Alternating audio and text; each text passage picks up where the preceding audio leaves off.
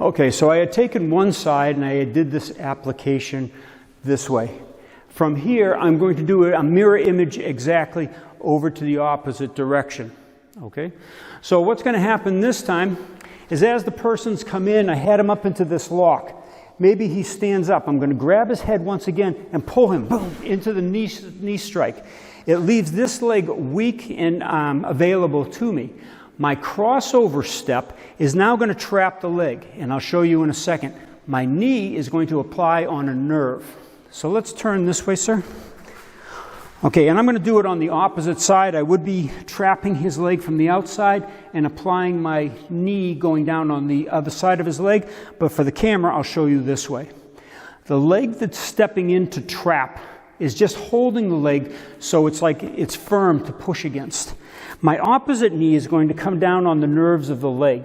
Now the nerves below the knee are running parallel with the shin. What I need to do is get that knee on there and compress it and stretch downward, and you can see how that weakens out the leg. Now as I've applied that, the opposite leg is weak too, which that's where I'm going to be kicking. Now again, you have to be careful because the body weight's going to crash down on the legs. You could damage the knees, the hips, the ankles. So very cautious. The same nerve that I grabbed before in the beginning to weaken the leg, I'm now going to stretch this way, with this leg. And you can see how that weakens out the whole leg. Once you step down here, bam, I kick out the other leg.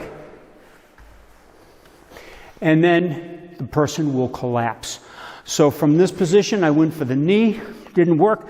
I trapped his leg, I weakened his leg structure, took his legs out from under him. Then we'll follow up with this in the next segment. Okay, let's take a look at the leg nerves here, and we'll be looking at them with the muscles too. I just wanted to show you the innervation of the shin. You have this nerve right here, which is the deep fibular nerve, or the peroneal nerve as it's called.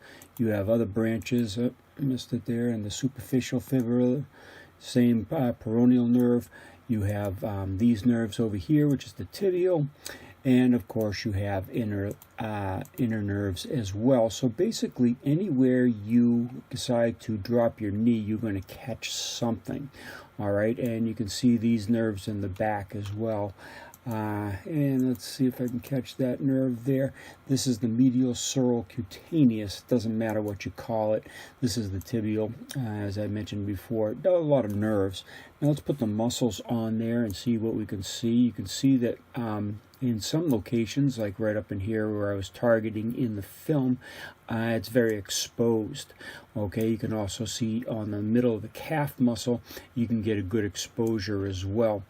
And also on the inner shin, you have the saphenous nerve here. So you can get these very easily, okay?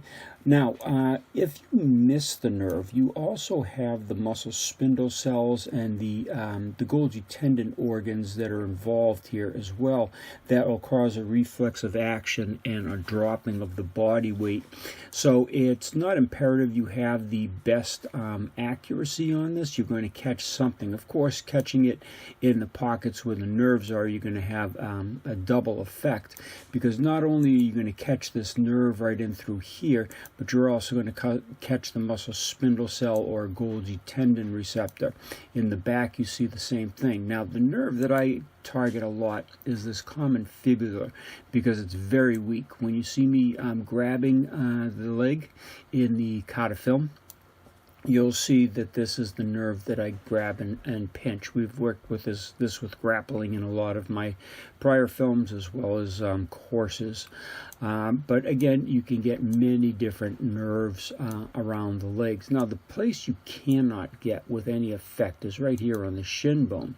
This is the tibia, okay? And let's take away the muscles again. It's a very strong, solid bone. So you're going to see that there's no nerve here. Now, it hurts like a bugger because you're on the skin. But you need to get beside it. In between the muscle and the shin is where this nerve is better exposed, the saphenous nerve. And you can see it coming down all the way onto the inner shin, so you can catch it just about anywhere. So anyway, let's fade this out here, and you can start to see, we'll fade this out as well.